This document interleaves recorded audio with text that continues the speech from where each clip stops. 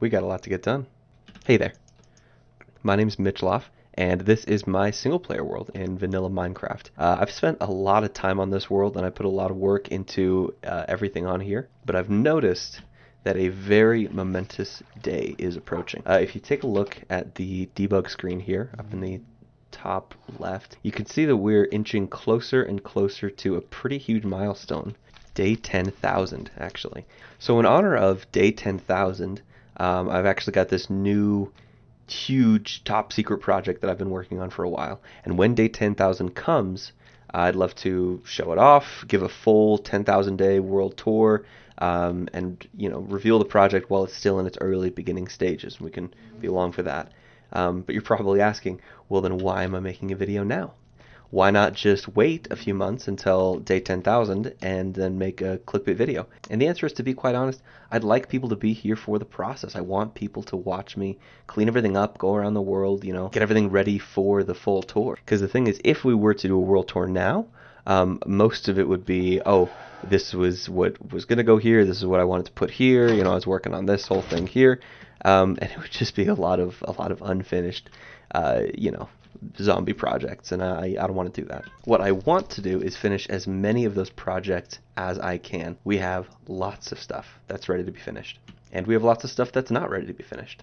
Either way, we're doing everything we can to prepare for the full world tour. Day 10,000 is coming sooner than you think, and I'd love for you all to be here to watch it happen. Okay, so here's what I want to show you guys now. Let's go ahead and clear this board first.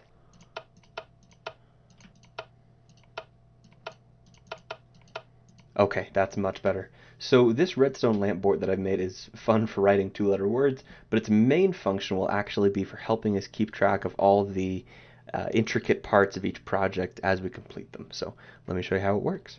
So essentially, for each new project we begin, there's going to be an individual task represented on a sign. And there'll be little tasks, big tasks, medium tasks, all sorts of different stuff on here. But it's really just going to be a fun way for us to keep track of our progress and really watch each project develop in its full way. Every time a task is finished, the light comes on. And that's really all there is to it. It's not too complicated. They're all pretty simple projects in theory. The execution might be a little complicated or time-consuming at worst, but this board I think will certainly help us out a lot in being able to visualize our progress and help us visualize just what it is exactly what we're working with when we go to tackle these projects. And so without further ado, let's take this book and get going. Let's take care of these guys first, my goodness. Okay, so the first thing on our to-do list here is going to be our library. So our library is something I've been working on a lot recently. It was one of the first main structures that I built on the world, but I've expanded it a lot over the past few months. It has a villager trading hall, sorted enchanted books, treasure vault, and some more cool stuff, but it is super unfinished. Partially because I'm not very good at exteriors, but mostly because I don't want to gather all that wood. This will be one of the first things I set out to cross off my list here. Okay, so the next item on our list is actually another thing that's by the base here. It's actually this outer wall here, this entire thing going around the base.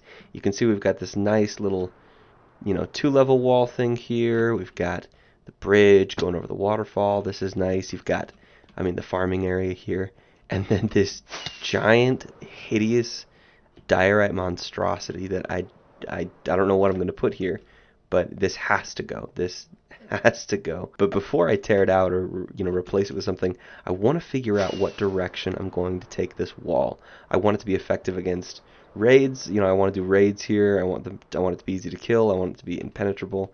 Anything else that's going to try and get through the wall, I want it to be safe. I want to be able to AFK pretty much anywhere within the bounds of my base and have my wall protect me somehow. So we'll figure that out. We got to see how it works in with the upper levels of the library. We've got to leave room for like our sorting system that we're going to put in, because right here actually is the roof of the our storage room downstairs actually. So we got some damage to repair here as well. So yeah, there's going to be a lot of little arches and paths that are cutting through here, going into some more rooms recessed back here from the library.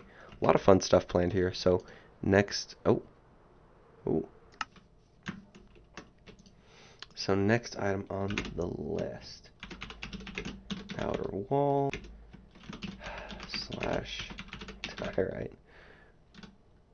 Monstrosity. Goodness gracious.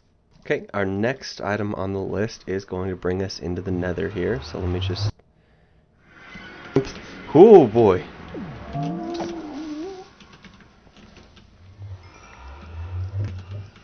Okay, that was super weird. Our portal takes us here to the nether roof. We've got this ice highway that goes off in the distance here. We've got some stuff over there. We've got a bunch of stuff over here. We've got Hamilton. I believe that has a fire aspect on it. But we've got a super smelter here. We used this to get a lot of bricks. A lot of nether bricks. Because, you know, red nether brick is really pretty. We've got nether wart growing up here. It's just kind of all over the place. So I want to put structures here. I want to put, you know, some nice looking towers. I want to organize the beacons. Have this all automated, looking nicer, more accessible, friendlier. So a lot of work to do here. All right, and while we're in the nether, let's go ahead and hop down here actually. We'll fly out this way. You can see we've got our shield equipped now. So just a short fly from where our portal is at. Yeah, we've got this really nice looking fortress here. Oh, hey fellas. So there's one very special thing about nether fortresses. And it's these spooky boys right here. And there's something very special about this specific fortress. Oh, that I can show you guys. Whoop. if we don't get shot. So you can see here we've got a few different intersections, four-corner intersections. We've got one there. There's one right back there you can see. There's another one there. We've got one there. We've got one here. And the reason these intersections are important is because when the game decides where to spawn these wither skeletons, whenever we enter a new area, it looks for the bounding box, or the boundary of this fortress, essentially, the territory of this fortress. And when you're just on the regular corridor like this, the boundary only extends from this side 5 blocks over to this side.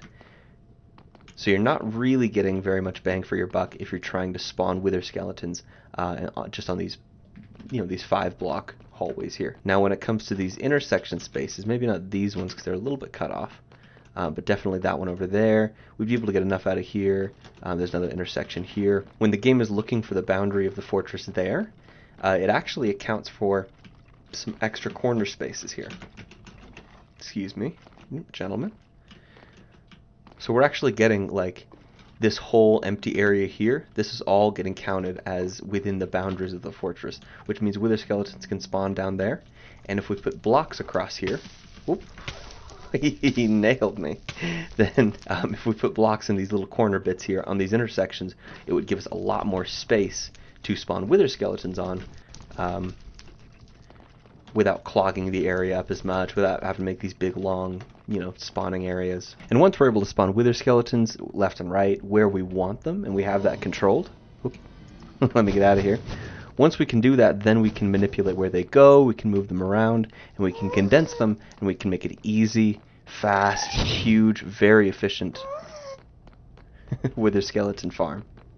And what's extra great about that is the wither skeleton farm is going to be right next to our base, just a few hundred blocks away, and that's perfect. So I do currently have a fully functioning wither skeleton farm. I want to build another one over there at that new fortress though, and the reason is because the one that we currently have, it was my first full wither skeleton farm that I was building in survival mode. I don't even think I finished creating one in creative mode, so I wasn't exactly sure how much space I needed, how they would work, and I tried to get everything right the first time.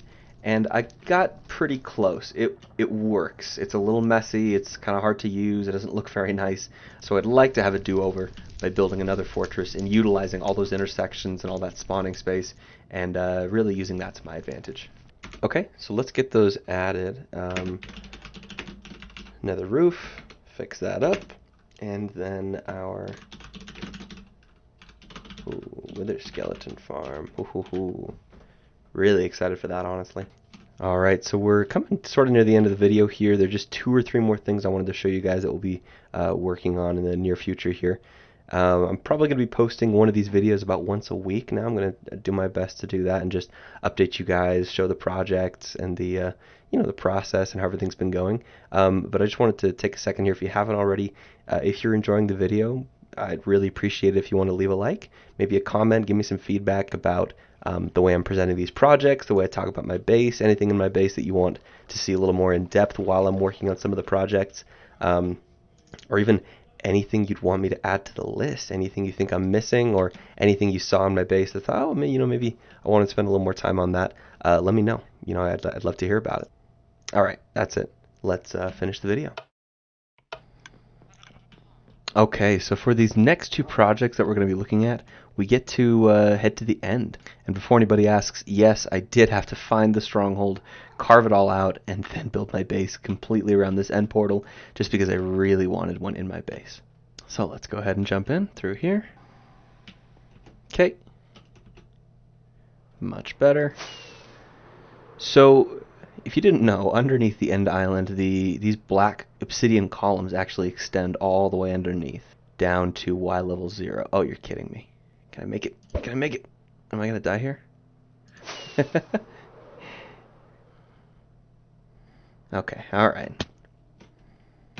And the first time I saw this, and I saw all these clean heights, I thought, wow, it'd be really cool to build a base, underneath here with these rings around it or something like that. And then I thought, hang on, why don't I just build that up on top and have an entire structure, have the entire end island centered around these black obsidian pillars? So if we head back up here, you can see a project that I've been working on for a while. It's been a good amount of brain power, but mostly elbow grease just drilling through this end stone. So we've had to cut away a lot of this excess land through here. I'm actually trying to narrow down these obsidian obelisks so that they are the same height and the same width, actually. So you can see with some of the columns, most of the columns actually, this one here, you've got a 4-block radius. So 4 blocks in, the center block, and then 4 blocks out. So 9-block diameter total. Some of the obsidian pillars are smaller, which isn't a major problem. The big problem actually comes when you get these big, tall pillars. Now, if for some reason you've never mined obsidian before, this is why this is going to be such a pain.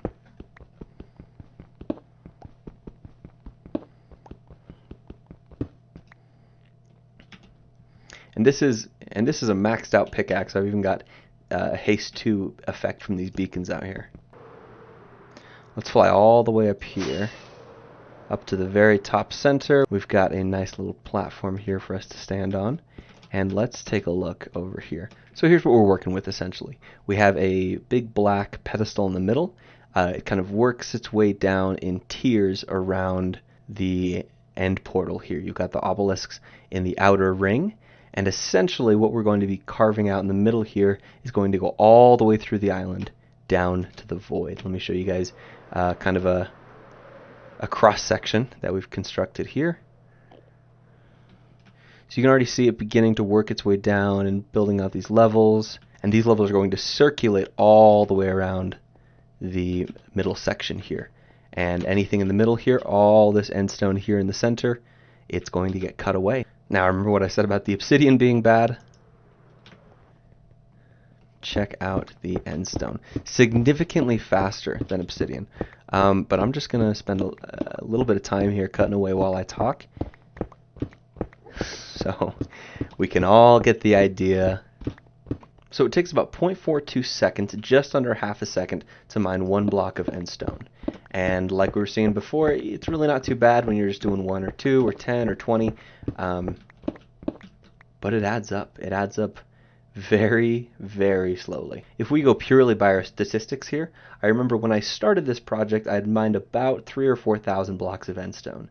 And now clearly that number has grown. And if you do the math on that, I've spent nearly 11 hours just doing this. But needless to say, we've got really big plans for this. I want to essentially build a very, very tall, intricate structure in the center here around the beacons, maybe some subsidiary towers around here. There's going to be a bridge going off towards the outer islands and another bridge on the opposite end doing the same. These are the north and the south ends of the island here. And then to go along with the circular ring-like theme that we're going for, we'll have these big black stone rings going around all the obelisks. These are all eventually going to be uniform height, and with a combination of the centerpiece and the centerpiece tower, the rings going around the outside, and the obelisks, bridges extending out into the void, it's going to be a pretty sweet project. Unfortunately, most of our time on this project is going to be spent doing this. Okay, so we're adding it to the list. Next page here. The End Citadel is what this project is going to be called. So we're out here in the end, and like I said, we're going to have these big long bridges on the north and south sides of the island, just extending out into the void until we reach the outer islands. But the second project I wanted to show you guys is actually going to be along the way here. You can see way out here in the void, we've got this big, luscious green platform and a very strange looking magenta structure here. So this currently is named the Void Recon Base, but I'm not a huge fan of that name. It's essentially just sort of a halfway point between the outer islands and the end island there in the center, which we can't see at the moment because my render distance isn't a million. And currently housed here is the beginnings of a new Enderman farm. We have a really powerful Enderman farm right there. You could just barely see the tips of it, but I want one that's just a little bit faster, a little bit more spawn proof, a little bit more effective, you know, that I can get all those levels up when I need them, as quickly as I need them. Right now it's obviously inoperable. I have it all lit up there at the spawning areas. I had built it in kind of an interesting way. It was essentially going to function like there were constantly going to be Endermen going to this chute at the end and falling through, and then depending on if you were at this branch or another branch going that way, or another branch going out the other way, or extending out the opposite direction, you could flip a lever and it would reveal the Endermite in the minecart to the Endermen at the end of the chute. They would then see the Endermite and they'd swarm to it. But it took a very long time for Endermen to end up being here, and adding a lever into it, it's just, there's no point in flying out further than that already is for a worse farm. So I'm totally redesigning it. I'm gonna tear it down. I'm gonna fix this whole structure up, make it really nice. But then we've got all this extra space here, and I'm not completely sure what to do with it. I want to do some fun stuff. I want to do a lot of free building, a lot of really aesthetic things that look nice in this, you know, dark kind of space alien feel. That's why I feel really good about this magenta house. It's a little bit spooky, it's a little bit alien. You've got the same magenta accents as the Endermen and the Ender Dragon and all that. So it definitely fits the vibes. But there's just so much I could do out here. Yeah, so give me your ideas. Leave a comment if you know something that I should do out here, something I'm thinking just a lot of farms, maybe a few farms that I wouldn't be able to fit in the overworld, some big stuff, some pixel art, anything at all. Just let me know, leave a comment, let me know what your thoughts are. Okay, here we go. Let's get this added on. So Void Recon Base. I'm not very happy with that name though, so if you have a better idea, let me know. I'd love to hear it. Now the video is just starting to wrap up now. The last item on our list I wanted to show you guys. This is something that... Hello? Oh, let me just take care of him. So this is something I've been wanting to address for a long time. When I'd originally designed this base and I put in the storage system, I had planned on putting an item sorter in the back here very quickly. It's actually specifically built to make that a pretty easy process. Just putting the item filters in there, get some more item filters back in here, and just running everything across, getting all the items where they need to go. But unfortunately, when I designed this base, when I put the storage system in, I didn't have the foggiest idea of how to make an item sorter. And by the time I was good enough to make an efficient item sorter that I could actually fit back there, I no longer had my items organized in a way where that would be a simple project. Let me show you what I mean. So especially over here with like the wood chest, we've got every dark oak item here. Every spruce wood item is here. Every birchwood item is here. And there's 5 chests, and it's not going to be very organized. It's hard to filter the items in that way. And this really is just not something we can just plug an item sorter into and you know, watch it go. So long story short, the entire storage system here in this one long hallway is going to be revamped. You know, I need to overhaul everything. I need to reorganize all of my items, decide where they need to go here. There are a lot of items spread out over the base that are all organized in different areas and stored in different parts. I may need to take some things here, put them out there, take some things from out there and put them in here. We're going to be redoing everything, and it's really going to be a massive project. but at the end of the day, it's going to save us a lot of time as we finish everything up, being able to easily and quickly empty our chests, empty our inventory, just get everything sorted for us. It's really going to be a game changer. Okay, so that is it for this video. I'm glad we're able to cover all these different items: library, outer wall / diorite monstrosity, nether roof, wither skeleton farm, end citadel, void recon base. I almost forgot. Storage system / item sorter. So once again, thank you so much for watching the video. If you liked the video, please leave a like. If you didn't like the video, please leave a dislike. And if you have any ideas for what to do with the diorite monstrosity, please leave a comment and let me know. Alrighty, I'll see you guys back again next week. Thanks. Bye-bye.